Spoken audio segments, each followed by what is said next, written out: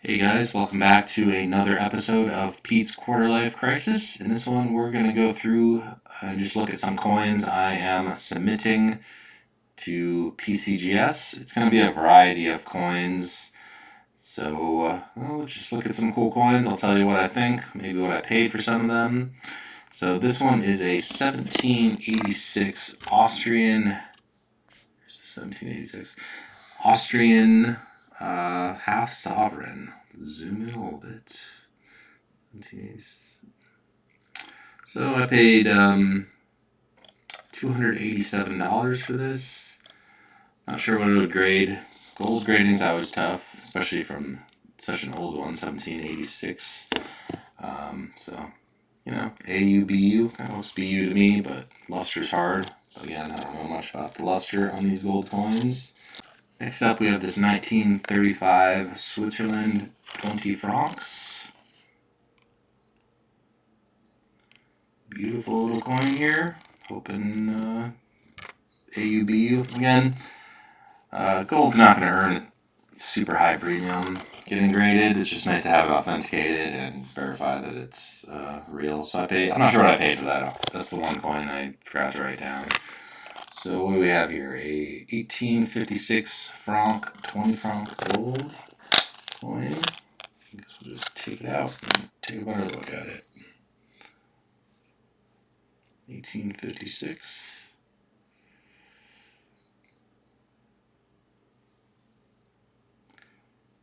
So I paid $490 for that one, I guess.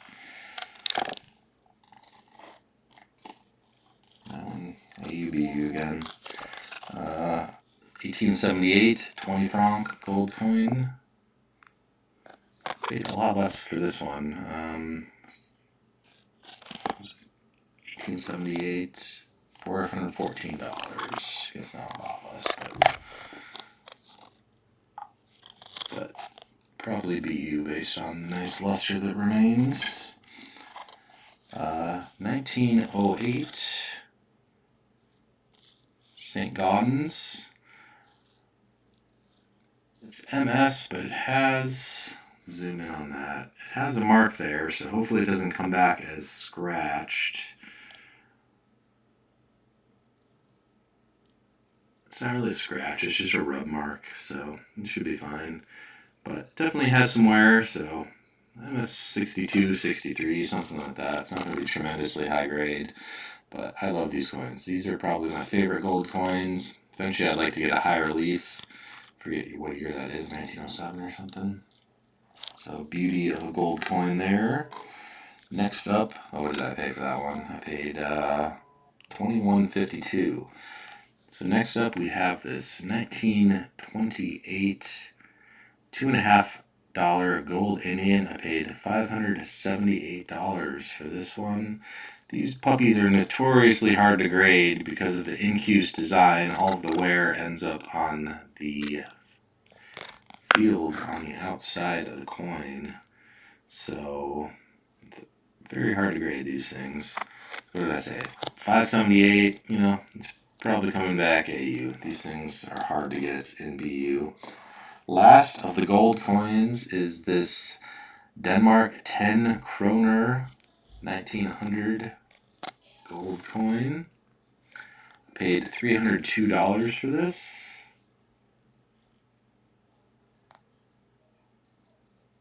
Nice looking coin. Oh no, I paid $240 for this. The current melt value is $302. So I bought a lot of this gold when gold dipped a while back to the 1800s. So got a good deal on that. Alright, so now we are going to move on to Morgan dollars. One of the easier things for me to grade because I've seen so many. So 1885 Morgan dollar.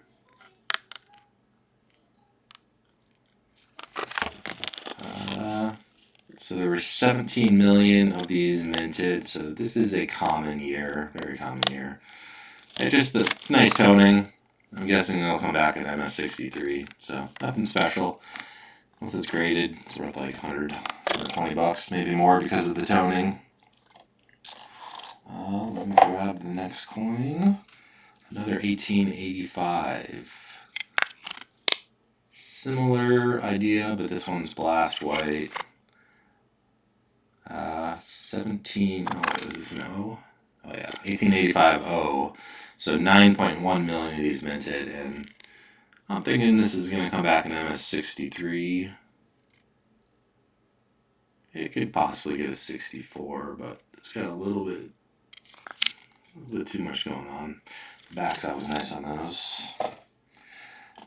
So these just came from a BU roll that I ordered a while back that averaged about $40 a coin. So this is an 1881S. So these coins from San Francisco are always beautiful. So you have to be a really good coin to get good grades here. So I'm thinking this one's pretty nice. It could be 64, but it has kind of this mark over here that may detract it a little bit. So I'll be hoping for 64 on that. Then we got another 1881S, I believe. Yeah. Another 1881S. So there were, if I didn't mention it, there's 12 million minted. And again, I think it could get a 64. On to the last Morgan, an 1879S. But this one really, the obverse here is, it's really proof-like and even DMPL, but the back is not going to probably support that. So unfortunately, I don't think this coin is going to come back as PL as much as I would want it to. But, you know, you can always hope. Because the back is not quite PL because the fields are not mirror-like enough, but it's a beautiful coin. I think it could easily get a 63, 64. And I will just cross my fingers and hope for the PL. I mean, why not? Let's move on to something a little bit different. I've got some Greek and Roman coins. So this is an Athens tetradrachm Athenian owl. So it's a pretty cool coin. Let's just take that out. So I got a pretty good deal on this. I think I paid like $200 back in the day. So just, you know, a lot of people don't like them slabbed, but I'd rather have it slabbed than not. So that is what I'm going to do. Staying with the Roman and Greek coins, I got this guy. This is a boy riding a dolphin. Pretty sweet. And you can see the full portrait on it, including the berries that he's leading the dolphin on. It still has luster, so it's, ancient grading is different, so it goes like from VF to AU. They don't really grade specific grades, so we'll see what this one ends up with. I'm not good at grading ancient coins. And then going to a world coin, 1806 Spanish 8 reals. I think this is one of the coins I got a better deal on. I got this for only $290, and this thing is in great shape. It's AU or BU. I don't know. It's really close, especially for this type of a coin. So if it's AU, it's worth like once it's graded like $600. BU, $1,000 and up. So if anything, I'm gonna say it's an AU 55 to MS 62. I don't know. I will hope for the best on that one. I've not held many of these coins, so it's hard to grade when you don't have them in your hands a lot. Next up, we have, where is it? 1839 reeded edge bust half. 1.3 million of these were minted. Bought this one for $426. I think this is going to grade either AU 50 or AU 53, so that would put it in the range of being worth $700 or $800. So I think I did a pretty good job buying that coin. Next up, we have a 1925S California Diamond Jubilee Commemorative $50. And this variety is called the Fart. I'm just kidding. It's just a toning mark, but it does look like a heart fart. So it's in beautiful shape. It's got a couple marks. Not perfect. I think I could get an MS64. Worst case is 63. And I paid $125 for this. And at MS64, it's worth $330. So we'll hope for a good result there. Next up, we have an 1894 Barber quarter with some interesting toning, but you can't see a ton of Liberty. It looks like it has more detail than it does because the toning is hiding a lot of it. So I think best case, this is coming back as like a 35. I paid like $30 for it, so maybe it's worth $100 graded. I just like the toning. It makes it look interesting. To follow that up with a more beautiful quarter, a 1907. This is an S over S and a 7 over 7 double error quarter. 1.3 million minted in the year. Let's zoom in on the stuff. So I paid $397 for this. I think it's either an AU 55 or 58. I mean, I'll hold out hope for a BU, but I doubt it. Let's try zooming in and see what happens on the date. Oops.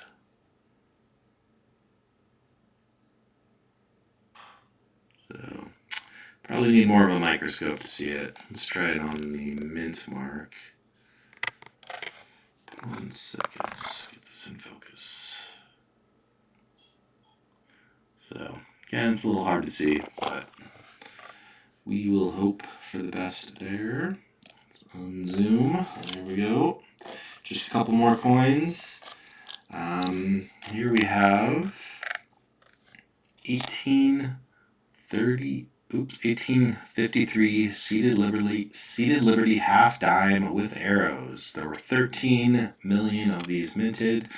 I paid $90, and these things are tiny and they are hard to grade, so I don't know how the graders do it, but there's plenty of detail left in here, but I'm thinking this is only an AU50, so I'm probably only going to break even here, and it'll be worth $120 after grading, so not a great buy, but still an interesting one. And staying on the half dimes, we're going to an 18. Let's try to get it into some sort of focus. 1838. Large stars, seated half dime. This one's in a little bit better condition.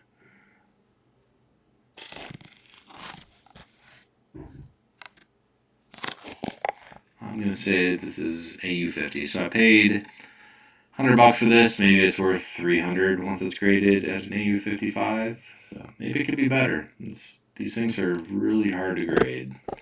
So that'll do it. That's all the coins for today. Once I get this submission back from various sources, PCGS and NGC for the ancients, I'll let you guys know how I did in the grading. Thanks for watching.